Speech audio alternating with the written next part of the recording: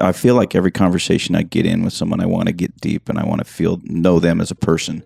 So when I'm, talking with coworkers or people I see occasionally, most of the time I just, the weather's great, and I don't really, I don't like just talking for the sake of talking. I feel like I want to get to the root of something every time I'm talking to someone. How do you handle small talk? Okay, we do need to realize, though, to build rapport with people, we have to do a little bit of that first. Yeah.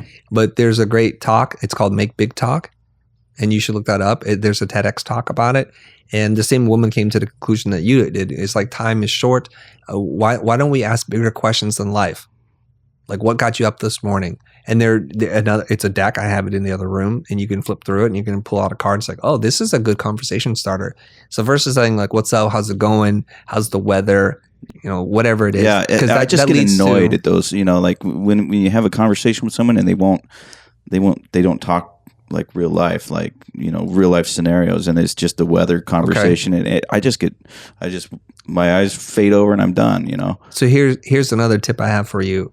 If you begin the conversation revealing something that is much deeper about yourself, people will return in kind most of the time.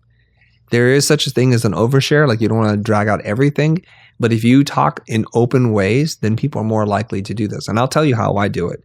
So if I want to know about your business and what your goals and your finances are, the first thing I do is I tell you what my business goals are, what my finances are. You get to make that decision if you want to return in kind. And there's this thing of reciprocity that you feel like you got to tell me. And I'll give you an example.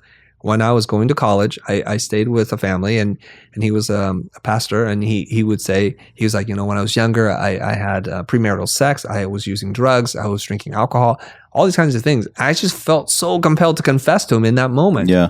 And that's what happens. Like, so when people are so vulnerable and willing to say whatever, now you're relatable, you're real, you're not holding anything back. So that's it. So if you see somebody in front of you in line or anywhere, practice the art of having a great conversation with people.